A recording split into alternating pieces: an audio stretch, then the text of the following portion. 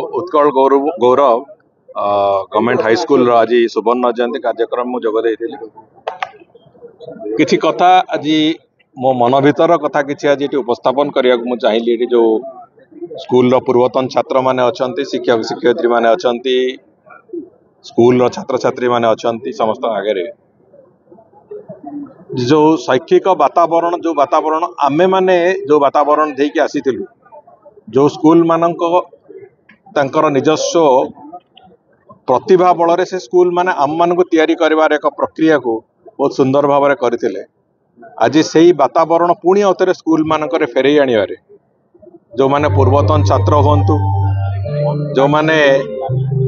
सेठी शिक्षक माने अछंती से माने होंतु, किंबा समाज रे विभिन्न जगार निजर स्वकीय प्रतिभा थेइतिबा लोक माने होंतु, आम समस्तंकर भूमिका ये कथा को आगु को नवा पाई जे स्कूल गुड़िक थरे जदि ठीक ढंग से चलीला से बाबद रे निश्चित भाव में आगामी दिन जो पीढ़ी जो माने कि 2036 विकसित ओडिशा और 2047 विकसित भारत वर्ष को नेतृत्व दवा पाई, ए राज्य को, ए अंचल को, ए जिला को नेतृत्व दवा भाया स्थिति से माने ही थिबे, से माननकु तैयारी करिवार जो प्रक्रिया, से प्रक्रिया एक संपूर्ण रूपे शुद्ध एवं निर्मल होवार आवश्यकता अछि। सेतिपाई सरकार अनेक गुड़िए योजना तो निश्चित भाव में आरंभ करिसेंती। पंडित गोदावरी मिश्र आदर्श विद्यालय ठू आरंभ करी पिला केमिति स्कूल ड्रॉप आउट कमिबो, नवम दशम पिलांकर भी जो आमे ए वर्ष ठू आरंभ करिया जाउचु तांकर मध्याह्न भोजन कथा, ये अनेक गुड़िए दिग को सरकार आरंभ करिसेंती। किंतु असजड़ा शिक्षा व्यवस्था को सजाड़िबा को आहुरी अनेक रास्ता चलिबा को बाकी अछि। तेणुक से रास्ता को निश्चित भाव में आसंता वर्षे 2 वर्ष भितर चेष्टा करूँ निश्चित भाव में आगू को नवापाई ठीक ढंग से सजाड़ापी। सबु सत्वे समाजर जो आवश्यकता अच्छे सजाड़ार प्रक्रिया रे जो थे कि जार एकमात्र लक्ष्य हूँ आमर आगामी दिन नेतृत्व तैयारी करने स्कूल भितर आगामी दिन विभिन्न क्षेत्र में नेतृत्व मान खाली राजनैतिक क्षेत्र नेतृत्व कहूनी,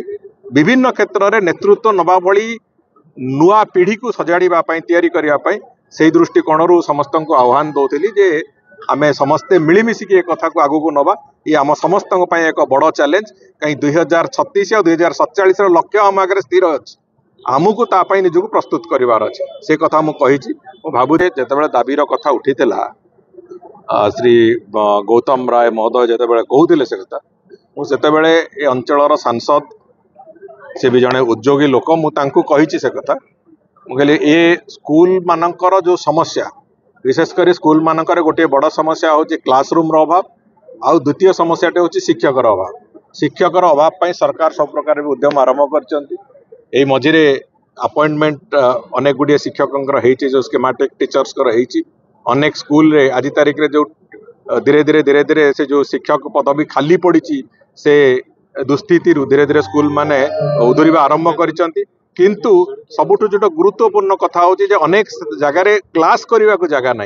मुझे से कथा कहती मुझे कलेक्टर प्रेजेंस रे आपण जिलार समस्त बीओ मानक और डीओ को डाकिकी गोटाए मीटिंग खूब शीघ्र नियंतु,